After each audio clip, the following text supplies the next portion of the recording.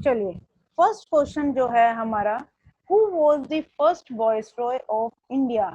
अब आपने देखा होगा कि हिस्ट्री में अलग अलग टाइम पीरियड पे अलग अलग एम्पायर्स आए, अलग अलग लोग आए। इन द सेम वे जो है आपके जो है एक टाइम पीरियड आया था जब आपके वॉइसरॉयज भी इंडिया में बने थे।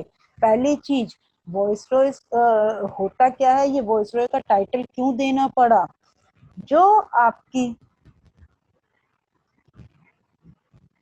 आफ्टर दी, ये जो वॉइसरॉयज आपके आए थे, ये चैप्टर है पूरा कंप्लीट अपने आप में। आफ्टर दी बैटल ऑफ 1857, जो 1857 का रिवोल्ट आपने सुना होगा, रिवोल्ट ऑफ 1857 के बाद जो है हमारे इंडिया में जो है वॉइसरॉयज आए थे।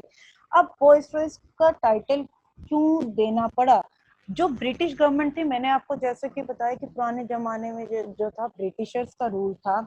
जो ब्रिटिश गवर्नमेंट थी उनको पता चल गया था कि जो यहाँ पर ईस्ट इंडिया कंपनी के लोग हैं वो जो है मिसमैनेजमेंट कर रहे हैं। ईस्ट इंडिया कंपनी के लोग जो हैं मिसमैनेजमेंट, जैसी ये चीज ब्रिटिश गवर्नमेंट को पता चली, उन्होंने क्या करा, उन्होंने क्या अपना एक रिप्रेजेंटेटिव बनाना शुरू कर दिया कि हम अपना एक रिप्रेजेंटेटिव बनाएंगे और जो इंडिया जो है इंडिया को जो है उस टाइम पीरियड पे वो रिप्रेजेंटेटिव जो है हैंडल करेगा, हेड बनेगा। क्लियर? तो वो representative is your viceroy. Title जो है वॉइसरॉय का किस तरीके से पड़ा कि इनको ब्रिटिशर्स को पता चल गया था जो ईस्ट इंडिया कंपनी के लोग हैं वो मिसमैनेजमेंट कर रहे हैं, तो उन्होंने क्या करा, therefore the government introduced a representative head. एक रिप्रेजेंटेटिव का हेड जो है उन्होंने चूज करा, किन की फॉर्म में, वॉइसरॉय, उसको हम वॉइसरॉय बोलते हैं। यानी कि वो एक समय पे आए ये लोग और इन्होंने जो है बहुत सी चीजें जो है बहुत सी चीजें नई लेके आए, चेंजेस करें, तो वो चीजें हुई। अब हम वन बाय वन पहले तो इसका आंसर क्या है, फिर उसके बाद एक्सप्लेनेशन करेंगे। Who was the first viceroy of India? Robert Clive, William Bentinck, Lord Dalhousie, Lord Canning. इन चारों में से कौन से जो है हमारे जो है फर्स्ट वॉइसरॉय थे इंडिया में, जो सबसे पहले आए थे? सो correct answer for this is Lord Canning. अब लॉर्ड कैनिंग का जो टाइम पीरियड है वो कितने टाइम तक यहाँ पर रहे थे? वो रहे थे 1858 से लेके आपका जो है 1862 तक जो है इनका टाइम पीरियड रहा है। यानी कि लॉर्ड कैनिंग ने जो राज करा है वो 1858 से लेके 1862 तक करा है। उसके बाद देन हाँ, विलियम बेंटिक जो है, विलियम बेंटिक का इनका टाइम पीरियड कितना रहा है? 1828 से लेके 1833 तक। ये जो है गवर्नर जनरल रहे हैं। अलग अलग चीजें हैं, पहली चीज गवर्नर जनरल और एक वॉइसरॉय। इनके बीच में क्या हुआ था, गवर्नर जनरल पहले आए थे और बाद में वॉइसरॉय। यहाँ पर जो है बीच में आपका रिवोल्ट हुआ था, revolt of 1857। Again complete chapter है ये अपने आप में, ये करवाऊंगी मैं। अब जो है आपके जो वॉइसरॉयज बने थे इस रिवोल्ट के बाद जो है वॉइसरॉयज बने थे। इससे पहले क्या बने थे? Governor general. गवर्नर जनरल क्या होते हैं? ये जो थे आपके जो गवर्नर जनरल थे, ये एक तरह से एक रिप्रेजेंटेटिव थे किसके? They were representative of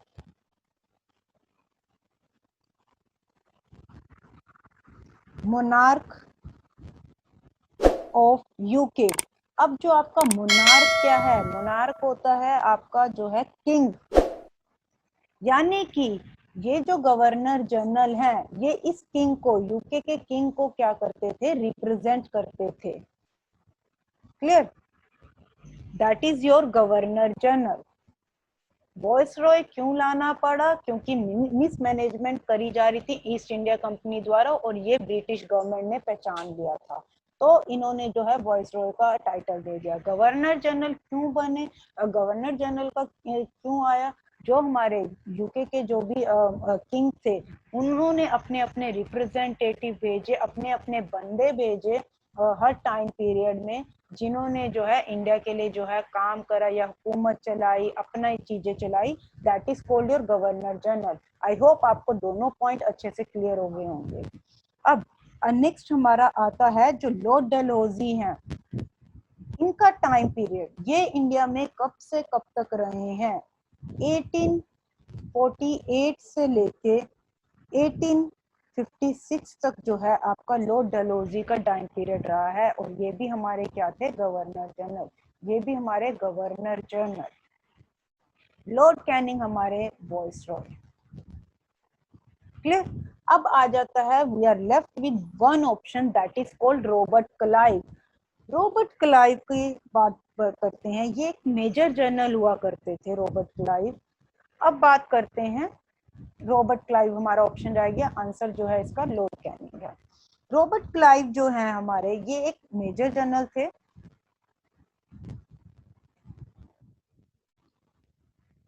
also known as, इनको और क्या कहा जाता है? Clive of India.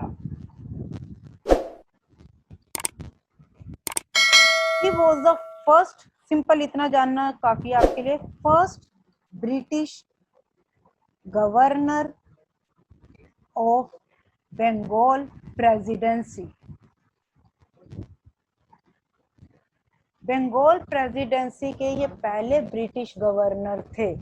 Robert Clive के लिए आपको इतना जानना बहुत जरूरी है। और एक चीज और है, he is credited along with Warren Hasting laying the, इन्होंने, रॉबर्ट क्लाइव ने वॉरेन हस्टिंग के साथ मिलके ब्रिटिश एम्पायर की जो है नींव रखी थी इंडिया में। रॉबर्ट क्लाइव और वॉरेन हस्टिंग ऐसे पर्सन है जिन्होंने ब्रिटिश एम्पायर को एस्टेब्लिश करा था इंडिया में। Clear? Foundation, they were laying the foundation of British empire in India. अब आते हैं हम सेकंड क्वेश्चन पे। The next question is, Hyder Ali was the ruler of, जो हैदर अली है वो कौन से टाइम पीरियड के जो है? Yes Mayank. First British governor of Bengal presidency में, ये प्रेसिडेंसी क्या है? प्रेसिडेंसी मीन्स उनका जो कार्यकाल है उस टाइम पे, जैसे हमारे यहाँ पर अब प्रेसिडेंट होता है, तो ये बंगाल को एक प्रेसिडेंट करते थे, उसको जो है बंगाल के रूलर थे मैम। हाँ जी हाँ जी हाँ जी हाँ जी। रूलर नहीं कह सकते हो, आप ये कह सकते हो कि बंगाल पे इनका कब्जा था, काफी चीजें इनके अंडर थी। क्लियर? ओके जी, म्यूट कर लो बेटा। हाँ जी। Now we are coming with the Hyder Ali. Second question is, Hyder Ali was the ruler of, इन हैदराबाद के रूलर थे वो, मैसूर के थे, कोची के थे, या बंगाल के थे? आपके जो हैदर अली थे, ही was the ruler of Mysore. अब यहाँ पर थोड़ा सा इंपॉर्टेंट फैक्ट कर लेते हैं। Hyder Ali and Tipu Sultan were the rulers of Mysore, clear, during medieval India। यानी कि ये लोग कब आए थे? जब हमारा medieval India स्टार्ट हो गया था। हैदर अली और टीपू सुल्तान, पहली चीज, हैदर अली फादर हैं, टीपू सुल्तान जो है इनके बेटे हैं, ये दोनों बाप बेटे हैं। सो बाप कौन है? हैदर अली, टीपू सुल्तान जो है इनका बेटा है। हैदर अली का जो टाइम पीरियड रहा है इंडिया में, दैट इज बिटवीन 1720 से लेके 82 तक के बीच में ये रहे हैं, 1782। एंड जो इनके बेटे हैं टीपू सुल्तान, इनका जो टाइम पीरियड रहा है 1750 से लेके 1799 तक का जो है इनका टाइम पीरियड रहा है। और जो है आपका जो 18th सेंचुरी का सेकेंड हाफ है, उस टाइम पे जो है ये फर्स्ट मुस्लिम रूलर्स थे। ड्यूरिंग सेकेंड half of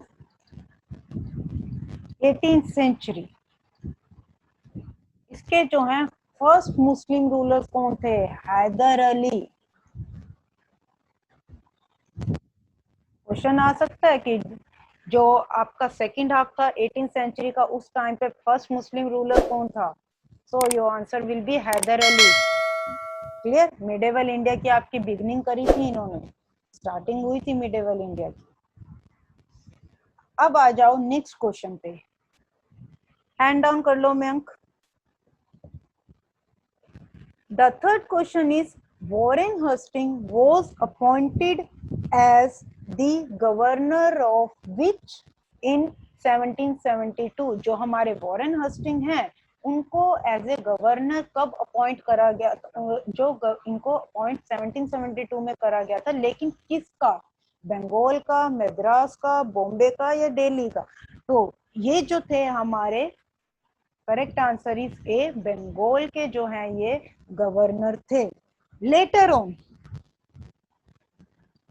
पहले तो ये गवर्नर बना दिए गए थे 1772 में बंगाल के, उसके बाद लेटर ऑन ही बिकेम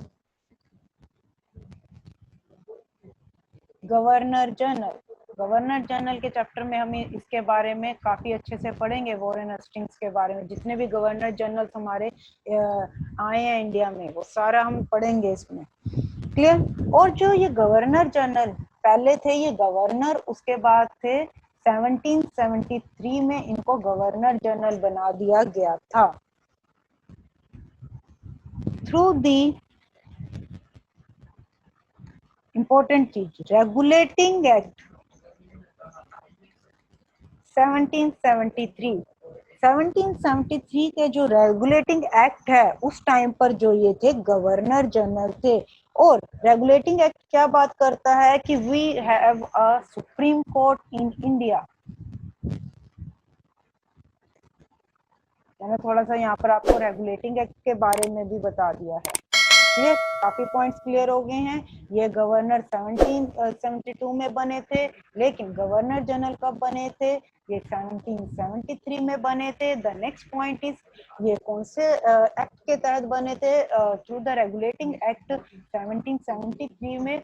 और रेगुलेटिंग एक्ट हमारा क्या बात करता है कि जो है we must have supreme court in India. Clear? अब हम चलते हैं नेक्स्ट पर, फोर्थ पर।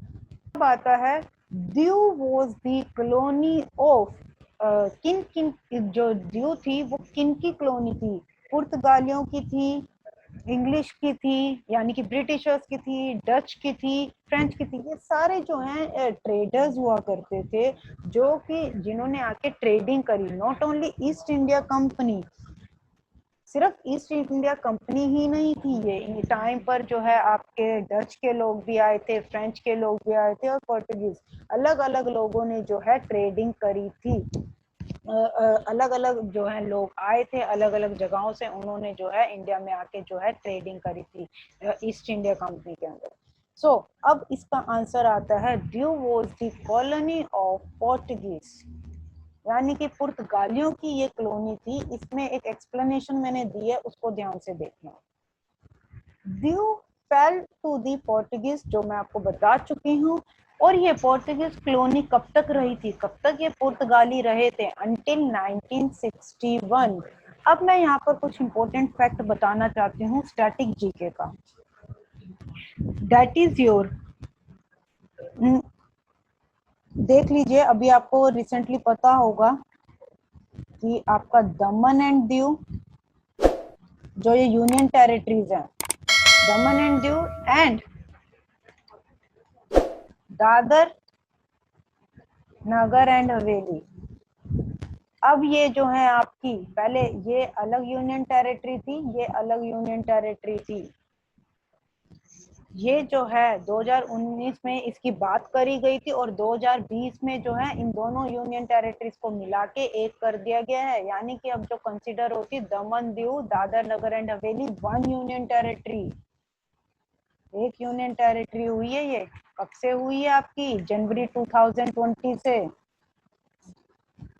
क्लियर? दूसरा इंपॉर्टेंट पॉइंट इसमें करते हैं वन बाय वन। अब जब पुर्तगाली यहाँ पर आए थे, क्लियर, तो इनका एक इंपॉर्टेंट यात्री था, दैट इज कॉल्ड वॉयेजर। बीच में यात्री, जो कि एक लॉन्ग ट्रैवल करके आता है, काफी लंबे जगह से जो है ट्रैवलिंग करके आता है, specially bye boat, that is called Voyager. Clear.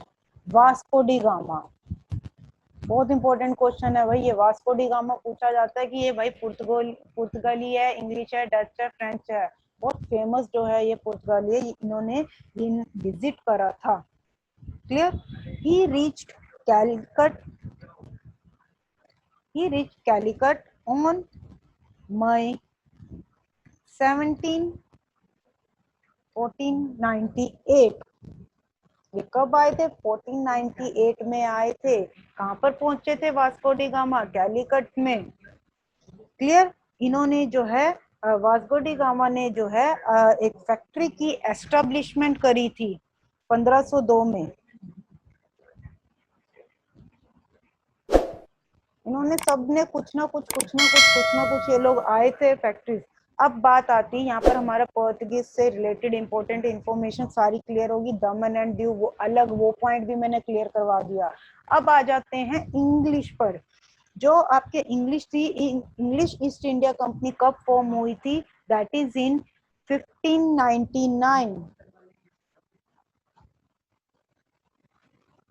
जो ब्रिटिशर्स जो आए थे उन्होंने जो है अपनी इंग्लिश ईस्ट इंडिया कंपनी कब फॉर्म करी थी इंडिया में आके? इन 1599।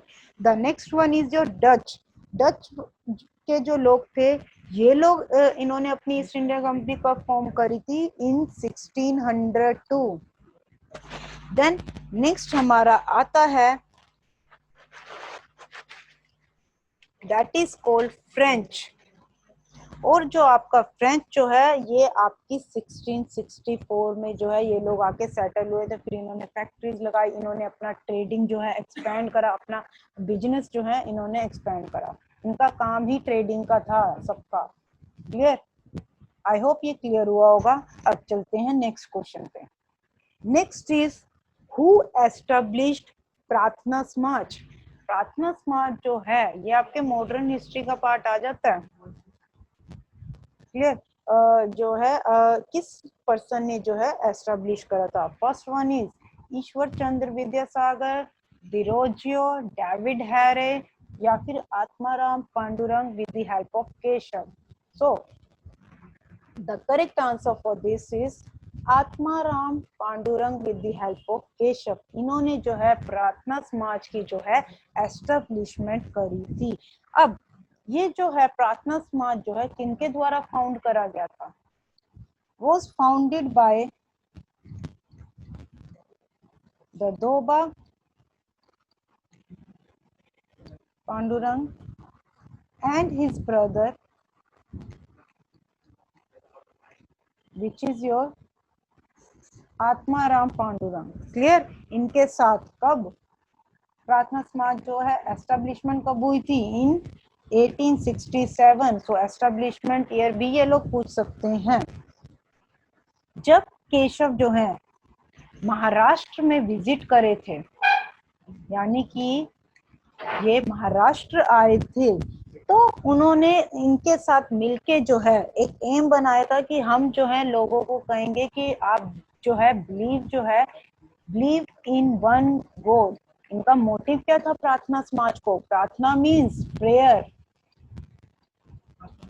समाज मीन्स एक आपकी कम्युनिटी, जैसे समाज में हम लोग रहते हैं, सो दैट इज कॉल्ड समाज। क्लियर। तो इनका एम क्या था? इन लोगों का प्रार्थना समाज को फाउंड करने का, इसको बनाने का एम था कि भैया हम सब जो है we must believe in one God and worship only one. एक की ही पूजा करनी चाहिए। This was the aim of Prarthana Samaj. Clear. Next आ जाता है ईश्वर चंद्र विद्यासागर। जो आपके ईश्वर चंद्र विद्यासागर हैं ये जो है इन्होंने जो है विडो रीमैरिज स्टार्ट करी थी। क्वेश्चन आ सकता है who started window remarriage among Hindus, यानी कि जिनके भी हस्बैंड्स की डेथ हो जाती थी तो ईश्वर चंद्र ने उन लेडीज का भला करने की सोची। उन्होंने सोचा कि जितनी भी विडोज हैं, जितनी भी विधवा हैं, उनकी जो है दोबारा से रीमैरिज करवाई जाए।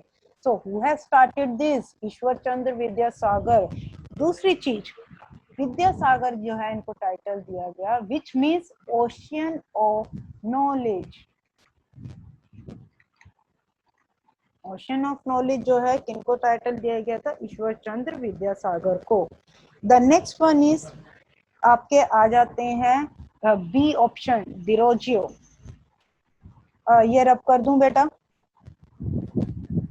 क्लियर है? ओके, मैं फिर बाकी के एक्सप्लेनेशन अब करते हैं हम डिरोजियो की बात।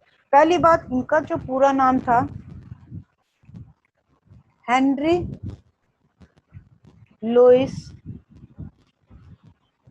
विवियन डिरोजियो। आप देख रहे हो कि खाली उन्होंने डिरोजियो ऑप्शन में दे दिया है, तो आपको पता होना चाहिए कि ये है कौन। अब ये एक इंडियन पोइट थे,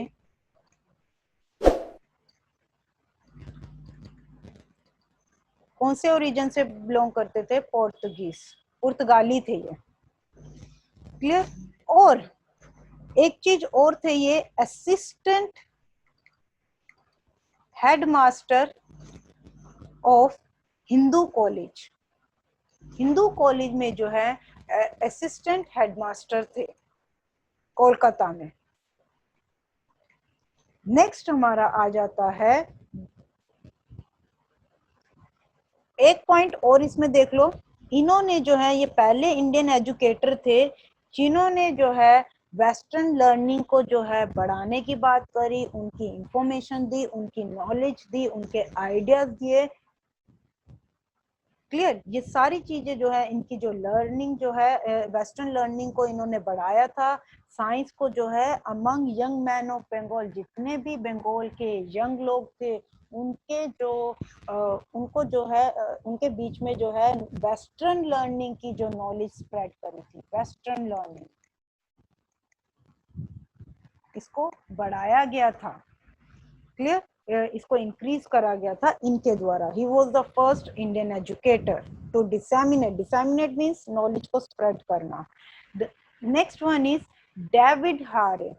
डेविड हारे कौन थे? ये एक इंग्लिश प्ले राइटर थे, स्क्रीन राइटर थे। He belongs to kind of, जैसे हमारी बॉलीवुड होती है ना, वैसे ही इनका जो है ये बाहर के जो है फिल्म डायरेक्टर थे, प्ले राइटर थे, फिल्म डायरेक्टर थे। तो he is known for his stage work. David Hare, not important for you. Clear? Next one आता है, who among the following was the last ruler of slave dynasty. Slave dynasty जो है, slave means गुलाम, इनके जो है last ruler कौन थे? आरमा सिंह, कायकाबाद, खुसरो और none of this. So correct answer for this is Kaikabad. Kaikabad was the ruler. उनका पूरा नाम क्या था? Muizuddin Kaikabad is the name. Spelling इन्होंने ये दे रखी है, बट ये थे। ये जो है आपकी, अब जो खिलजी डायनेस्टी है, स्लेव डायनेस्टी के बाद आपकी जो आई थी खिलजी डायनेस्टी, ये हम करेंगे अभी मिडेवल में। खिलजी डायनेस्टी जो है इन्होंने एस्टेब्लिश करी थी व्हेन जलालुद्दीन खिलजी ने overthrow the last ruler of slave dynasty. उन्होंने जो स्लेव डायनेस्टी के इन लास्ट जो रूलर है कायकाबाद को हराया था, और इन्होंने किसकी एस्टेब्लिशमेंट करी थी? खिलजी डायनेस्टी की एस्टेब्लिशमेंट करी थी, खिलजियों द्वारा एस्टेब्लिशमेंट करी गई थी। किसके द्वारा? Alauddin Khilji. Clear? oh sorry, Jalaluddin, sorry. And the next one is आरमा सिंह का कोई लेना देना नहीं है। द नेक्स्ट आता है हमारा पॉइंट खुसरो। ये कौन थे? ही was the sultan of Delhi.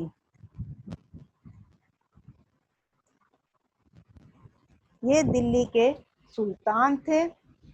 कितने टाइम? ज्यादा टाइम नहीं, सिर्फ 2 महीने के लिए ये दिल्ली के सुल्तान बन के रहे हैं।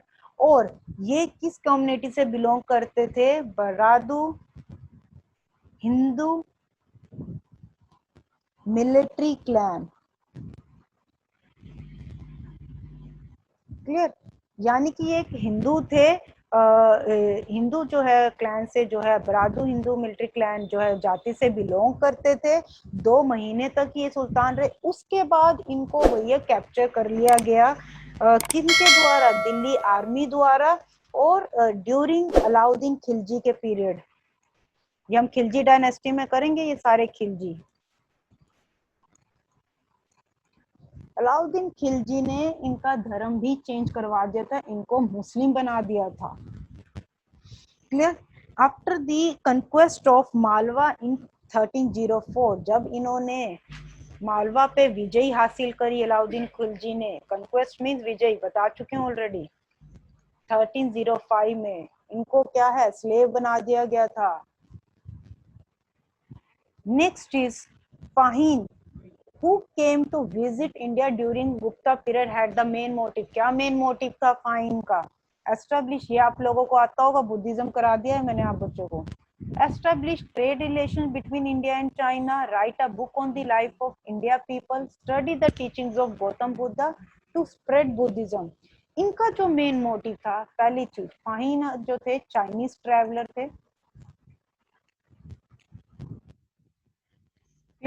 जो कि गुप्ता पीरियड में इन्होंने जो है विजिट करा था फाइन ने, और इनका मोटिव था to study the teachings of Gautam Buddha. Gautam Buddha की जो है इन्होंने जो है टीचिंग्स जो है उनको स्टडी करने के लिए ये जो है इंडिया आए थे। Next one is a vice president is elected by members of electoral college consisting of the members. सीधी सी बात, जो आपके वाइस प्रेसिडेंट हैं उनको कौन चूज करता है, किनको राइट है, कौन से मेंबर्स को राइट दिया गया है जो वाइस प्रेसिडेंट के जो इलेक्शंस हैं उनमें पार्टिसिपेट। वाइस प्रेसिडेंट के पहली चीज, इनडायरेक्ट इलेक्शंस होते हैं। इलेक्शंस दो तरह के होते हैं, डायरेक्ट और इनडायरेक्ट। डायरेक्ट में जिसमें हम लोग वोट करने जाते हैं above 18 years of age. Indirect elections वो होते हैं जो हमारे द्वारा चुने गए लोगों द्वारा जो है आगे जो है चूज करे जाते हैं। तो वाइस प्रेसिडेंट जो है, जो हम लोगों ने जिन्हें चूज करा वो आगे जो है वाइस प्रेसिडेंट को चूज करते हैं। तो अब वो यही कह रहे हैं कि कौन से लोकसभा के मेंबर्स हैं वो करते हैं, राज्यसभा एंड लोकसभा दोनों, या फिर सिर्फ राज्यसभा, या राज्यसभा लोकसभा और विधानसभा तीनों के। Correct answer for this is Rajya Sabha and Lok Sabha. इन दोनों के जो मेंबर जो है मिलके जो है आपके जो है वाइस प्रेसिडेंट को चूज करते हैं। पहले अब इसमें कुछ एक्स्ट्रा फैक्ट मैं आपको वाइस प्रेसिडेंट से रिलेटेड बताऊंगी बेटा। ये इंडियन पॉलिटी हुई नहीं है आप लोगों की, मुझे अच्छे से पता है। तो अभी इतने फैक्ट्स देख लो, सिर्फ इतने फैक्ट्स जान लो, ज्यादा आपको नहीं जानना। इलेक्टोरल मींस होता है जो कास्ट करते हैं वोट, वही तो बात बता रही हूँ कि इनको वोटिंग कौन देता है, who cast so for elections, simple. अब वाइस प्रेसिडेंट के जो इलेक्शंस होते हैं, मैं 2 मिनट वेट कीजिए बेटा। वाइस प्रेसिडेंट के जो इलेक्शंस होते हैं उनकी एज क्या रखी गई है, 35 इयर्स। यानी कि कम से कम वो 35 साल का बंदा होना चाहिए जिसने वाइस प्रेसिडेंट के इलेक्शंस के लिए खड़ा होना है। दूसरी चीज, इनको ये जो वाइस प्रेसिडेंट है कितने टाइम पीरियड के लिए इलेक्ट होते हैं, 5 इयर्स के लिए। यानी कि इनका जो टाइम पीरियड है वो 5 इयर्स के लिए होता है। Clear? Yes ma'am, yes ma'am. ये रिपीट करना मैम क्वेश्चन 8 दोबारा। ठीक है जी, अभी कर देते हैं बेटा।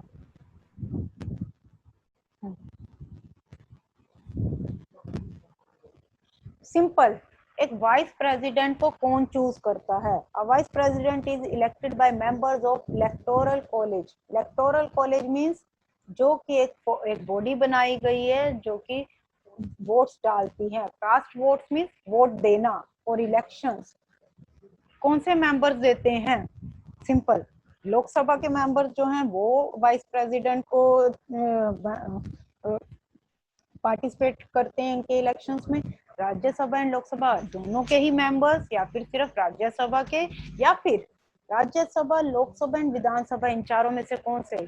सो राज्यसभा और लोकसभा दोनों के ही मेंबर्स जो हैं, राज्यसभा और लोकसभा दोनों के जो मेंबर्स हैं आपके वाइस प्रेसिडेंट को चूज करते हैं। इसमें जो आपका जो पार्ट होता है, इलेक्टेड और नॉमिनेटेड मेंबर दोनों इंक्लूड होते हैं, राज्यसभा और लोकसभा के। जो इलेक्ट होके आए हुए होते हैं, इलेक्टेड मीन्स जो स्टेट से इलेक्ट होके आते हैं, नॉमिनेटेड मीन्स जो प्रेसिडेंट के द्वारा नॉमिनेट करा जाता है। तो ये हम लोकसभा राज्यसभा का जब चैप्टर करेंगे तब समझ में आएंगी चीजें। तो इनको दोनों को ही राइट होता है, इलेक्टेड और नॉमिनेटेड दोनों मेंबर्स को राइट होता है इनके इलेक्शंस में पार्टिसिपेट करने का। एज क्या है वाइस प्रेसिडेंट के इलेक्शंस लड़ने की? That is 35 years. इन कितने टाइम पीरियड के लिए जो होते हैं? ये 5 इयर्स के लिए होते हैं। नेक्स्ट आ जाइए।